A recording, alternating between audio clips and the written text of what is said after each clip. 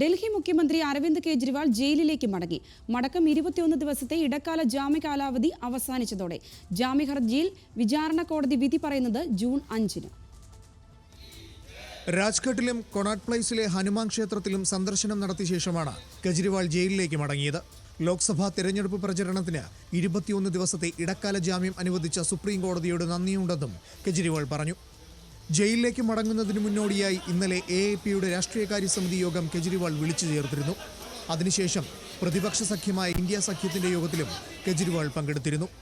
മദ്യനയ അഴിമതി കേസിൽ ഇടക്കാല ജാമ്യം തേടിയുള്ള കെജ്രിവാളിന്റെ ഹർജിയിൽ വിധി ഈ മാസം 5-ലേക്ക് വിചാരണ കോടതി മാറ്റിയിരുന്നു.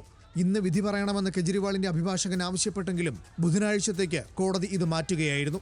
ഇതോടെയാണ് കെജ്രിവാൾ തീഹാർ ജയിലിലേക്ക് മടങ്ങുന്നത്. ജയിലിലായാലും ജനങ്ങളുടെ കാര്യം നോക്കുമെന്നും നിങ്ങൾ സന്തോഷത്തോടെ ഇരുന്നാൽ മാത്രമേ കെജ്രിവാളിനും സന്തോഷമുണ്ടാവുകയുള്ളൂ എന്നും ഡൽഹി മുഖ്യമന്ത്രി ട്വീറ്റ് ചെയ്തിരുന്നു.